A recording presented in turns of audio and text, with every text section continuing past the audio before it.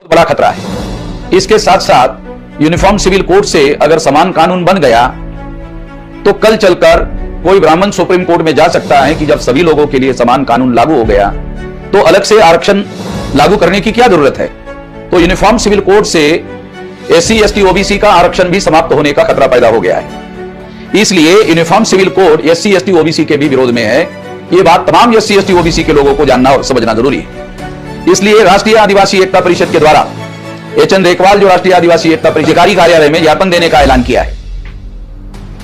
उसके साथ साथ 18 जुलाई को तहसील स्तर पर धरना प्रदर्शन करने का और जिला स्तर पर धरना प्रदर्शन करने का ऐलान किया है। 27 जुलाई को जिला स्तर पर रैली प्रदर्शन करने का ऐलान किया है और 7 अगस्त 23 को भारत बंद का ऐलान किया है। हम वामसेट की तरफ से, भारत मुक्ति मोर्चा की तरफ से, बहुजन क्रांति मोर्चा की तरफ से, तमाम ऑफशूट संगठन की ओर से राष्ट्रीय आदिवासी एकता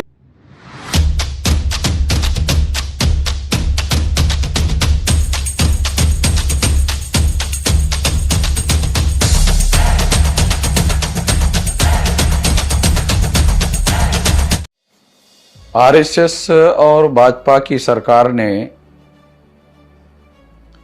यूनिफॉर्म सिविल कोड बनाने का ऐलान किया है।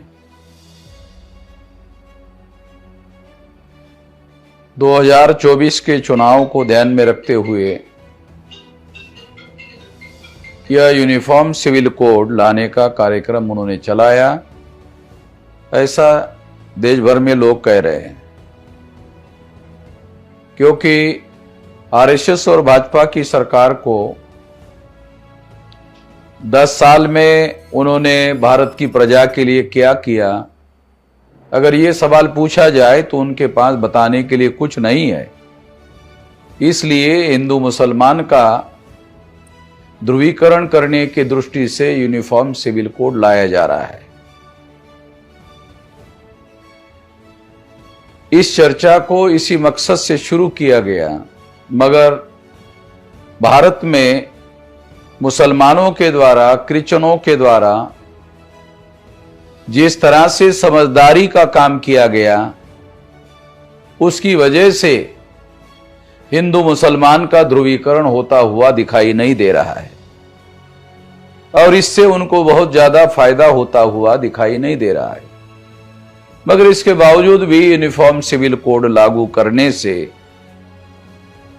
मुसलमानों का ज्यादा नुकसान नहीं हो सकता।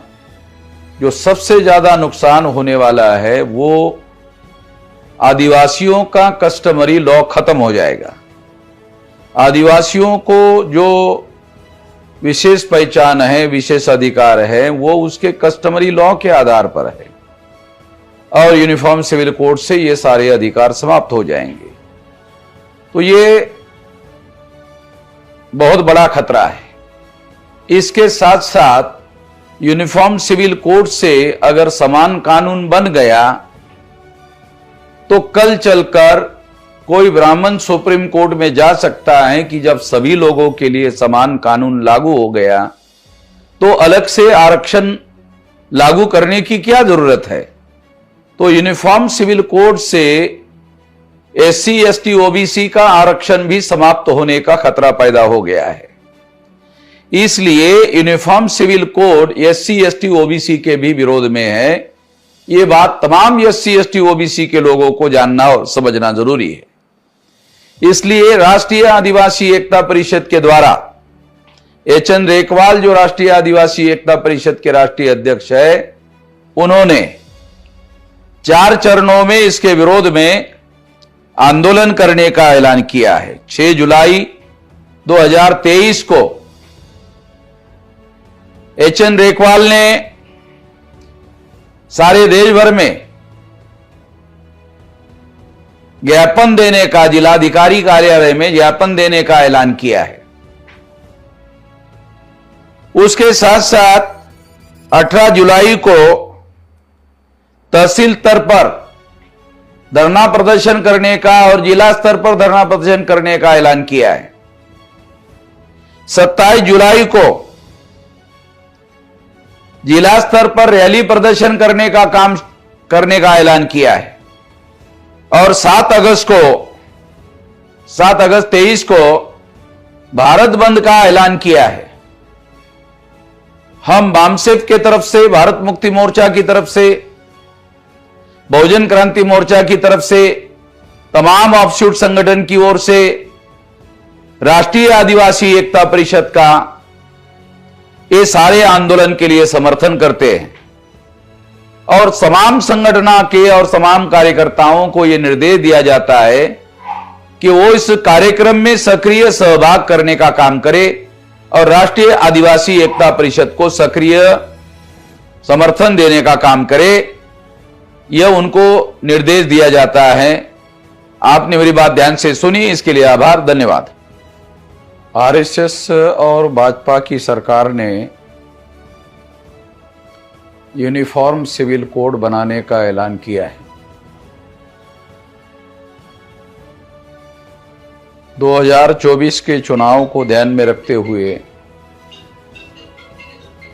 यह यूनिफॉर्म सिविल कोड लाने का कार्यक्रम उन्होंने चलाया, ऐसा देश भर में लोग कह रहे हैं। क्योंकि आरएसएस और भाजपा की सरकार को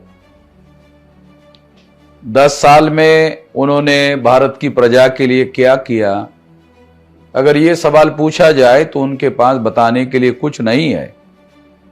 इसलिए हिंदू मुसलमान का ध्रुवीकरण करने की दृष्टि से यूनिफॉर्म सिविल कोड लाया जा रहा है। इस चर्चा को इसी मकसद से शुरू किया गया, मगर भारत में मुसलमानों के द्वारा, क्रिश्चियनों के द्वारा जिस तरह से समझदारी का काम किया गया, उसकी वजह से हिंदू मुसलमान का ध्रुवीकरण होता हुआ दिखाई नहीं दे रहा है और इससे उनको बहुत ज्यादा फायदा होता हुआ दिखाई नहीं दे रहा है। मगर इसके बावजूद भी यूनिफॉर्म सिविल कोड लागू करने से मुसलमानों का ज्यादा नुकसान नहीं हो सकता। जो सबसे ज्यादा नुकसान होने वाला है वो आदिवासियों का कस्टमरी लॉ खत्म हो जाएगा। आदिवासियों को जो विशेष पहचान है, विशेष अधिकार है, वो उसके कस्टमरी लॉ के आधार पर है और यूनिफॉर्म सिविल कोड से ये सारे अधिकार समाप्त हो जाएंगे। तो ये बहुत बड़ा खतरा है।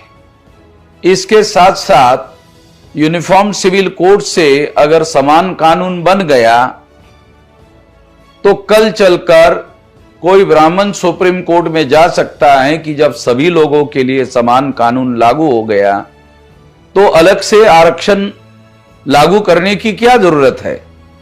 तो यूनिफॉर्म सिविल कोड से SC ST OBC का आरक्षण भी समाप्त होने का खतरा पैदा हो गया है।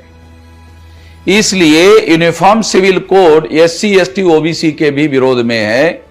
ये बात तमाम SC ST OBC के लोगों को जानना और समझना जरूरी है। इसलिए राष्ट्रीय आदिवासी एकता परिषद के द्वारा HN रेकवाल, जो राष्ट्रीय आदिवासी एकता परिषद के राष्ट्रीय अध्यक्ष है, उन्होंने 4 चरणों में इसके विरोध में आंदोलन करने का ऐलान किया है। 6 जुलाई 2023 को HN रेकवाल ने सारे देश भर में ज्ञापन देने का, जिलाधिकारी कार्यालय में ज्ञापन देने का ऐलान किया है।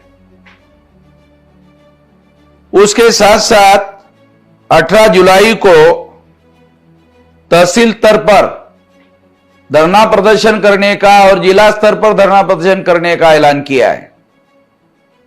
27 जुलाई को जिला स्तर पर रैली प्रदर्शन करने का काम करने का ऐलान किया है और 7 अगस्त 23 को भारत बंद का ऐलान किया है। हम बामसेफ के तरफ से, भारत मुक्ति मोर्चा की तरफ से, बहुजन क्रांति मोर्चा की तरफ से, तमाम ऑफशूट संगठन की ओर से, राष्ट्रीय आदिवासी एकता परिषद का, ये सारे आंदोलन के लिए समर्थन करते हैं और तमाम संगठना के और तमाम कार्यकर्ताओं को यह निर्देश दिया जाता है कि वो इस कार्यक्रम में सक्रिय सहभाग करने का काम करे और राष्ट्रीय आदिवासी एकता परिषद को सक्रिय समर्थन देने का काम करे। यह उनको निर्देश दिया जाता है। आपने मेरी बात ध्यान से सुनी, इसके लिए आभार, धन्यवाद।